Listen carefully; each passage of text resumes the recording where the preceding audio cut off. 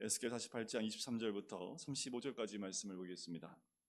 말씀을 봉독해 드리겠습니다. 그 나머지 모든 지파는 동쪽에서 서쪽까지는 베냐민의 몫이요, 베냐민 경계선 다음으로 동쪽에서 서쪽까지는 시몬의 몫이요, 시몬 경계선 다음으로 동쪽에서 서쪽까지는 이사갈의 몫이요, 이사갈 경계선 다음으로 동쪽에서 서쪽까지는 스불론의 몫이요, 스불론 경계선 다음으로 동쪽에서 서쪽까지는 갓의 몫이며, 갓 경계선 다음으로 남쪽 경계선은 다말에서부터 무리바 가데스 셈에 이르고 애굽 시내를 따라 대해에 이르나니, 이것은 너희가 제비 뽑아 이스라엘 지파에게 나누어 주어 기업이 되게 할 땅이요, 또 이것들은 그들의 몫이니라. 주 여호와의 말씀이니라. 그 성읍의 출입구는 이러하니라. 북쪽의 너비가 4,500척이라. 그 성읍의 문들은 이스라엘 지파들의 이름을 따를 것인데, 북쪽으로 문이 셋이라. 하나는 르우벤 문이요, 하나는 유다 문이요, 하나는 레위 문이요. 동쪽의 너비는 4,500척이니 또한 문이 셋이라. 하나는 요셉 문이요, 하나는 베냐민 문이요, 하나는 단 문이며, 남쪽의 너비는 4,500척이니 또한 문이 셋이라. 하나는 시몬 문이요, 하나는 이사갈 문이요, 하나는 스불론 문이며, 서쪽도 4,500척이니 또한 문이 셋이라. 하나는 간 문이요, 하나는 아셀 문이요, 하나는 납달리 문이며, 그 사방이 합계는 18,000척이라. 그날 후로는 그 성읍의 이름을 여호와 삼마라 하리라. 아멘. 에스겔의 성전 환상과 그리고 성전으로 돌아오신 여호와의 영광을 본 이후에 이 에스겔을 통해서 이스라엘 전 지역에 구획을 나눠줍니다. 북쪽에서부터 지파의 이름들을 나열하면서 12지파를 지파대로 그 구역을 나눠주지요. 위에서부터 북쪽에서부터 쭉 지파를 나눠주다가 북쪽을 지파지요. 그러다가 이제 중간쯤 내려와서 이제 성전이 있는 성소가 있어야 될 그 성읍을 알려줍니다. 그 성전을 중심으로 제사장이 거해야 될 그 성읍과 또 레위인들이 거해야 될 그곳을 또 알려주지요. 그리고 난 다음에 오늘 본문의 앞에 부분에 있는 15절부터 또 하나의 성읍을 이야기합니다. 이 성읍은 속된 곳이다, 속된 땅으로 구분하여라고 이야기하면서 성읍을 세우라고 합니다. 자, 이 성읍은 또 그 성소와 또 그 주변을 감당하는 제사장들의 그 땅을 두르면서 그 다음에 위치한 성읍들인데, 이 성읍들은 이렇게 봅니다. 이 성소와 성전을 중심으로 일을 하는데 레위와 제사장들 이외에 그 나머지 일들을 감당할 그 성읍을 의미한다라고 얘기를 해요. 지금 그래서 오늘 본문의 30절에 나오는 그 성읍의 출입구는 이것도 성전을 향하여 나갈 수 있는 사방에서부터 그 주위에 있는 성읍들을 의미하지요. 그 성읍들, 그 성읍의 출입구가 있는데 각 지파마다 그 입구의 이름들이 다, 문의 이름들이 하나씩 지정되어져 있는 것을 보게 됩니다. 그 남쪽으로 내려오면서 남쪽에 있는 지파들, 나머지 지파들의 몫이 이 남쪽을 중심으로 이루어지게 됩니다. 그러니까 크게 지도를 중심으로 보게 되어지면 북쪽과 남쪽의 지파들로 그 지역이 제비 뽑아 이스라엘 지파에게 나눠준 기업으로 되어져 있는 모습이고, 그 중앙에 성전과 성전을 중심으로 성읍들로 인해서 이루어져 있는 모습을 봐요. 그러니까 성전 중심으로 이 지파들의 모든 구역들이 지정되어져 있는 모습을 봅니다. 그래서 마지막 새 예루살렘이 이 땅 가운데 예수님의 재림으로 이 땅에 오실 때에 그때 회복되어야 될, 그때 우리가 거할 새 예루살렘의 모습이 이와 같은 거지요. 성전 중심, 하나님의 임재가 있는 것을 중심으로 그 모든 것이 위치되어지게 됩니다. 마치 이스라엘 백성이 광야를 걸어 나갈 때에 그러니까 성소, 성막을 짓고 성막을 중심으로 천막을 지었던 것 같은 모습과 비슷합니다. 그런데 그거가 좀 다른 것은 이제 범위가 굉장히 커졌지요. 성막은 움직여 다녔고 또 천막은 그때그때 성막이 움직일 때마다 움직이면서 성막이 중심을 잡으면 지파별로 또 천막을 치면서 그렇게 위치를 잡았다면, 이제 영원히 변함이 없는 성전과 그리고 12지파의 그 모습을 통해서 우리가 이 마지막 때에 이루어야 될, 그리고 살아야 될 중심이 어디 있는지를 우리에게 보여주고 있는 모습입니다. 전에도 그렇고 지금도 마찬가지입니다. 우리의 삶의 중심은 성전이어야 되지요. 성전이어야 될 이유는 뭡니까? 하나님의 임재가 있는 곳이기 때문에 그렇습니다. 그것은 하나님의 음성이 있고 말씀이 있고 거룩함이 있습니다.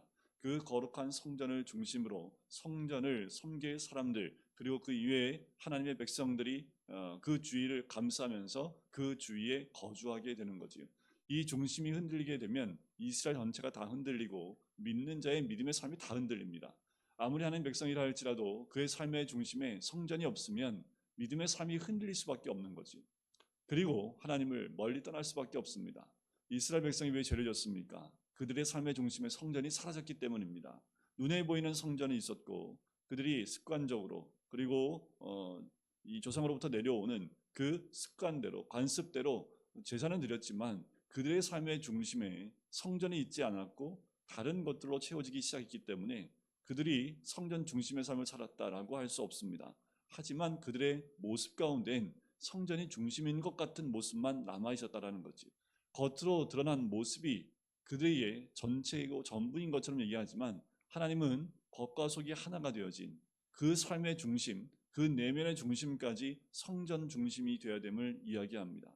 마지막 주님의 오시는 그때에도 변함이 없습니다. 그때에도 주님이 오시게 되는 그때에도 성전 중심의 모든 것이 회복되게 되는 것을 의미하지요.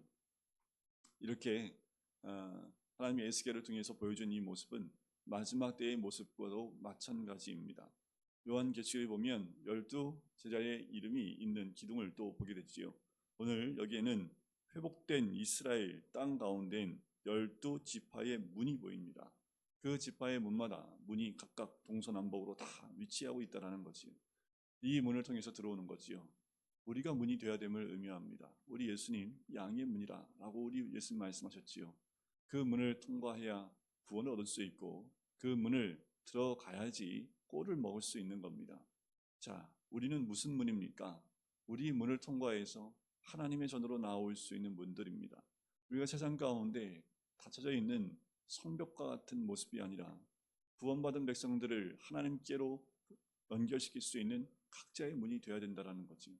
그래서 우리를 통과해 들어오는 자들마다 예수님을 만날 수 있어야 되고 우리를 통하여 들어온 자들마다 하나님을 만나 뵐 수 있는 그 문의 역할을 감당해야 된다는 겁니다.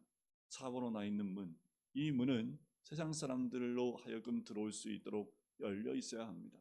그런데 우리는 그 문 역할을 잘 감당하고 있습니까? 때가 가까이 올수록 세상은 더 악해지지요.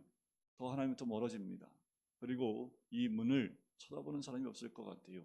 하지만 그 와중에도 하나님의 택하신 자, 초청을 받고 택함 받은 자들은 이 문으로 나아옵니다.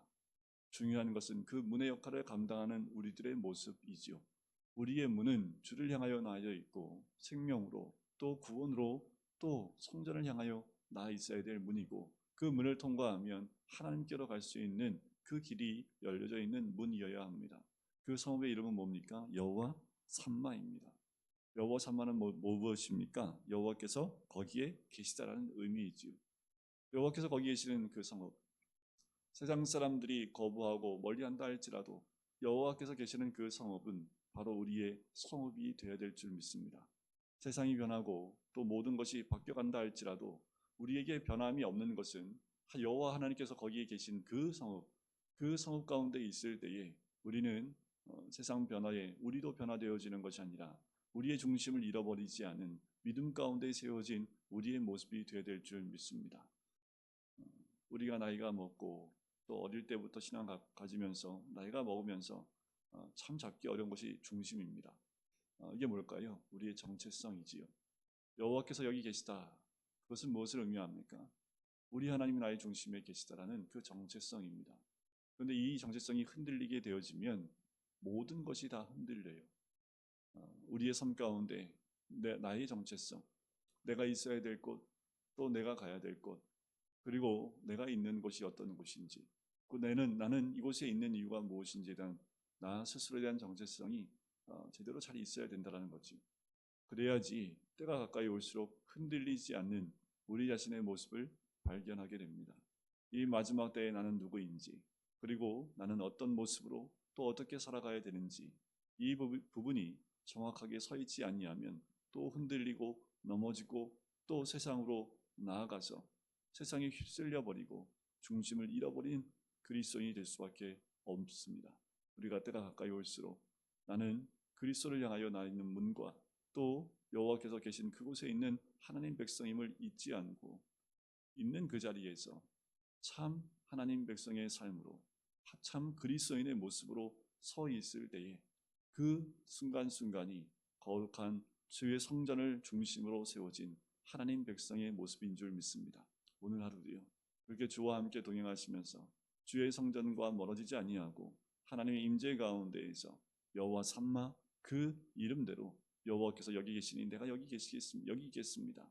여기에 주님이 계시오면 내가 어디로 가리이까? 라는 고백처럼 세상을 향하여 따라가는 것이 아니라 여호와를 따라가며 여호와가 계신 그곳에 내가 거하는 그 고백이 있는 오늘 하루가 되시기를 주님의 이름으로 간절히 축원드립니다. 기도하겠습니다. 사랑의 주님, 아버지 하나님, 우리의 삶의 중심이 성전이 되어지듯 하나님의 임재가 있는 그곳에 머물며 주님이 기뻐하는 그 자리에 머물 수 있는 우리들, 세상을 향하여 나가는 우리가 아니라 그 어떤 것 가운데도 흔들리지 않은 우리 믿음의 정체성을 흔들리지 아니하는 하나님 백성 되어지기를 간절히 소원합니다. 우리는 각자 나 있는 문에서 세상 사람들이 우리를 통해서 하나님을 발견하고 예수 그리스도를 믿을 수 있는 그 문의 역할을 감당하고 또한 그 성읍을 멀리 떠나지 아니하며 여호와께서 계신 그곳에 우리도 함께 있는 주의 백성이 될 수 있도록 축복하여 주시옵소서. 감사드리며 예수 그리스도의 이름으로 기도드립니다. 아멘.